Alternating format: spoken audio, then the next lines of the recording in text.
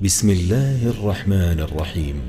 الحمد لله الذي أنزل على عبده الكتاب ولم يجعل له عوجا قيما لينذر بأسا شديدا من لدنه ويبشر المؤمنين الذين يعملون الصالحات أن لهم أجرا حسنا ماكثين فيه أبدا وينذر الذين قالوا اتخذ الله ولدا ما لهم به من علم ولا لآبائهم كبرت كلمة تخرج من أفواههم إن يقولون إلا كذبا فلعلك باخع نفسك على آثارهم إن لم يؤمنوا بهذا الحديث أسفا إنا جعلنا ما على الأرض زينة لها لنبلوهم أيهم أحسن عملا وإنا لجاعلون ما عليها صعيدا جرزا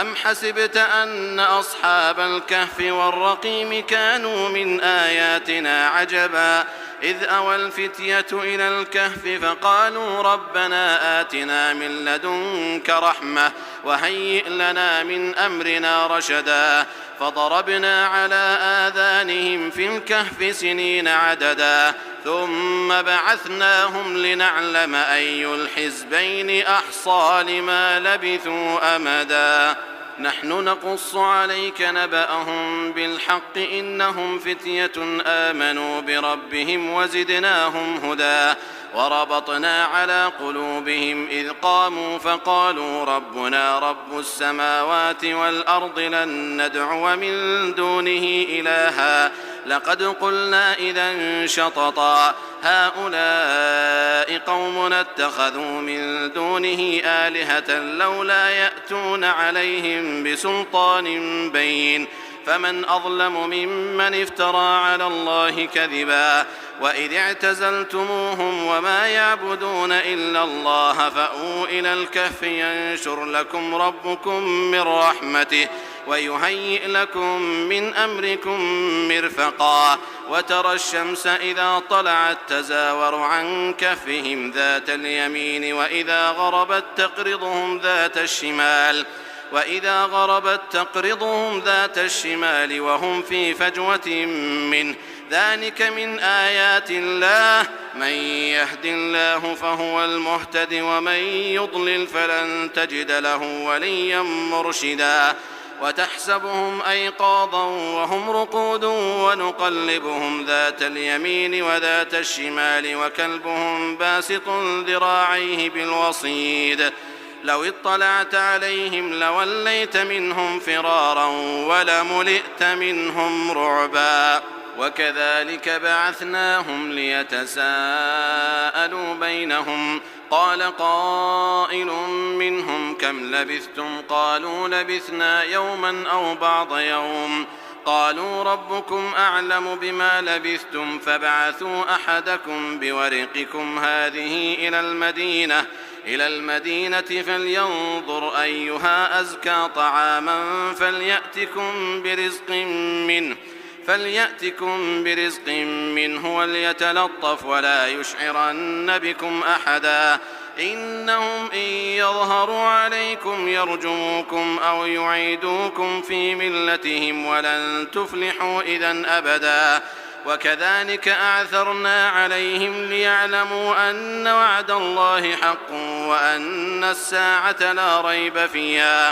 وأن الساعة لا ريب فيها إذ يتنازعون بينهم أمرهم فقالوا ابنوا عليهم بنيانا ربهم أعلم بهم قال الذين غلبوا على أمرهم لنتخذن عليهم مسجدا سيقولون ثلاثة رابعهم كلبهم ويقولون خمسة سادسهم كلبهم رجما بالغيب ويقولون سبعة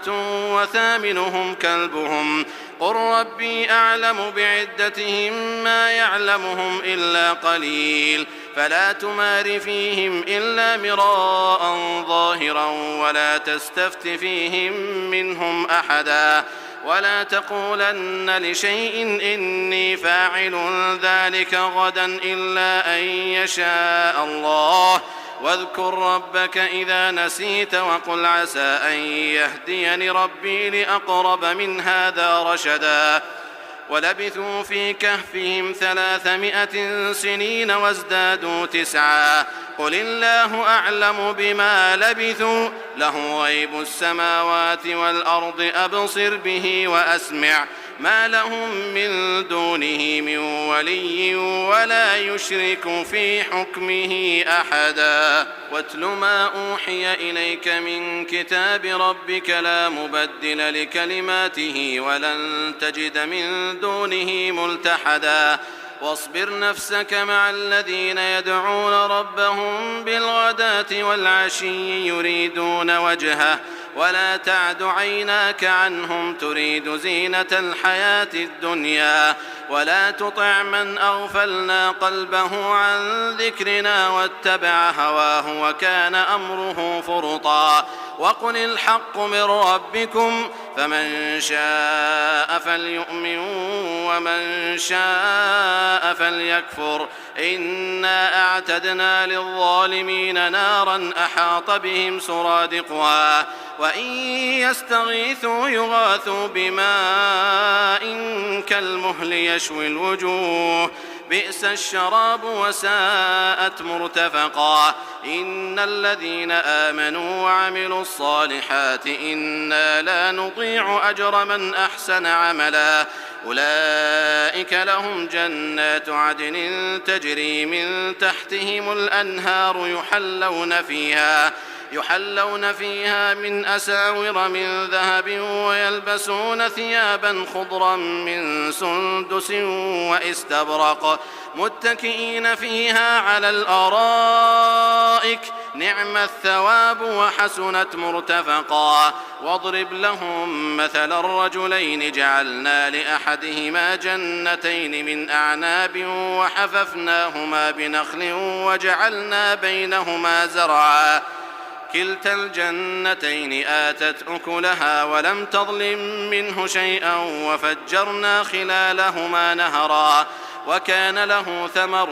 فقال لصاحبه وهو يحاوره أنا أكثر منك مالا وأعز نفرا ودخل جنته وهو ظالم لنفسه قال ما أظن أن تبيد هذه أبدا وما أظن الساعة قائمة ولئن رددت إلى ربي لأجدن خيرا منها منقلبا قال له صاحبه وهو يحاوره أكفرت بالذي خلقك من تراب ثم من نطفة ثم سواك رجلا لكن هو الله ربي ولا أشرك بربي أحدا ولولا إذ دخلت جنتك قلت ما شاء الله لا قوة إلا بالله إن ترني أنا أقل منك مالا وولدا فعسى ربي أن يؤتيني خيرا من جنتك ويرسل عليها حسبانا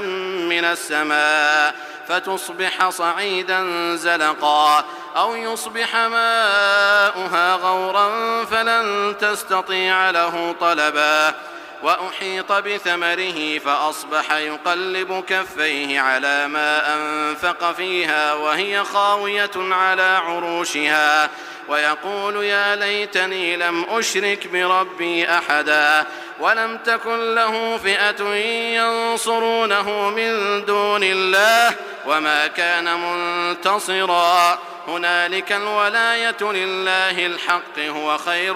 ثوابا وخير عقبا واضرب لهم مثل الحياة الدنيا كماء إن أنزلناه من السماء فاختلط به نبات الأرض فأصبح هشيما تذروه الرياح وكان الله على كل شيء مقتدرا المال والبنون زينة الحياة الدنيا والباقيات الصالحات خير عند ربك ثوابا وخير أملا ويوم نسير الجبال وترى الأرض بارزة وحشرناهم فلم نغادر منهم أحدا وعرضوا على ربك صفا لقد جئتمونا كما خلقناكم أول مرة بل زعمتم أن لن نجعل لكم موعدا ووضع الكتاب فترى المجرمين مشفقين مما فيه ويقولون يا ويلتنا ما لهذا الكتاب لا يغادر صغيرة ولا كبيرة إلا أحصاها ووجدوا ما عملوا حاضرا ولا يظلم ربك أحدا وإذ قلنا للملائكة اسجدوا لآدم فسجدوا إلا إبليس كان من الجن ففسق عن أمر ربه أفتتخذونه وذريته أولياء من دوني وهم لكم عدو بئس للظالمين بدلا ما أشهدتهم خلق السماوات والأرض ولا خلق أنفسهم وما كنت متخذ المضلين عضدا ويوم يقول نادوا شركائي الذين زعمتم فدعوهم فلم يستجيبوا لهم وجعلنا بينهم موبقا ورأى المجرمون النار فظنوا أنهم مواقعوها ولم يجدوا عنها مصرفا ولقد صرفنا في هذا القرآن للناس من كل مثل وكان الإنسان أكثر شيء جدلا وما منع الناس أن يؤمنوا إذ جاءهم الهدى ويستغفروا ربهم إلا أن تأتيهم سنة الأولين أو يأتيهم العذاب قبلا وما نرسل المرسلين إلا مبشرين ومنذرين ويجادل الذين كفروا بالباطل ليدحضوا به الحق واتخذوا آياتي وما أنذروا هزوا ومن أظلم ممن ذكر بآيات ربه فأعرض عنها ونسي ما قدمت يداه إنا جعلنا على قلوبهم أكنة أن يفقهوه وفي آذانهم وقرا وإن تدعوهم إلى الهدى فلن يهتدوا إذن أبدا وربك الغفور ذو الرحمة لو يؤاخذهم بما كسبوا لعجل لهم العذاب بل لهم موعد لن يجدوا من دونه موئلا وتلك القرى أهلكناهم لما ظلموا وجعلنا لمهلكهم موعدا وإذ قال موسى لفتاه لا أبرح حتى أبلغ مجمع البحرين أو أمضي حقبا فلما بلغا مجمع بينهما نسيا حوتهما فاتخذ سبيله في البحر سربا فلما جاوزا قال لفتاه آتنا غداءنا لقد لقينا من سفرنا هذا نصبا قال أرأيت إذ أوينا إلى الصخرة فإني نسيت الحوت وما أنسانيه إلا الشيطان أن أذكره واتخذ سبيله في البحر عجبا قال ذلك ما كنا نبغ فارتدا على آثارهما قصصا فوجدا عبدا من عبادنا آتيناه رحمة من عندنا وعلمناه من لدنا علما قال له موسى هل أتبعك على أن تعلمني مما علمت رشدا قال إنك لن تستطيع معي صبرا وكيف تصبر على ما لم تحط به خبرا قال ستجدني إن شاء الله صابرا ولا أعصي لك أمرا قال فإن اتبعتني فلا تسألني عن شيء حتى أحدث لك منه ذكرا فانطلقا حتى إذا ركبا في السفينة خرقها قال أخرقتها لتغرق أهلها لقد جئت شيئا إمرا قال ألم أقل إنك لن تستطيع معي صبرا قال لا تؤاخذني بما نسيت ولا ترهقني من أمري عسرا فانطلقا حتى إذا لقيا غلاما فقتله قال أقتلت نفسا زكية بغير نفس لقد جئت شيئا نكرا قال ألم أقل لك إنك لن تستطيع معي صبرا قال إن سألتك عن شيء بعدها فلا تصاحبني قد بلغت من لدني عذرا فانطلقا حتى إذا أتيا أهل قرية استطعما أهلها فأبوا أن يضيفوهما فوجدا فيها جدارا يريد أن ينقض فأقامه قال لو شئت لاتخذت عليه أجرا قال هذا فراق بيني وبينك سأنبئك بتأويل ما لم تستطع عليه صبرا أما السفينة فكانت لمساكين يعملون في البحر فأردت أن أعيبها وكان وراءهم ملك يأخذ كل سفينة غصبا وأما الغلام فكان أبواه مؤمنين فخشينا أن يرهقهما طغيانا وكفرا فأردنا أن يبدلهما ربهما خيرا منه زكاة وأقرب رحما وأما الجدار فكان لغلامين يتيمين في المدينة وكان تحته كنز لهما وكان أبوهما صالحا فأراد ربك أن يبلغا أشدهما ويستخرجا كنزهما رحمة من ربك وما فعلته عن أمري ذلك تأويل ما لم تسطع عليه صبرا ويسألونك عن ذي القرنين قل سأتلو عليكم منه ذكرا إنا مكنا له في الأرض وآتيناه من كل شيء سببا فأتبع سببا حتى إذا بلغ مغرب الشمس وجدها تغرب في عين حمئة ووجد عندها قوما قلنا يا ذا القرنين إما أن تعذب وإما أن تتخذ فيهم حسنا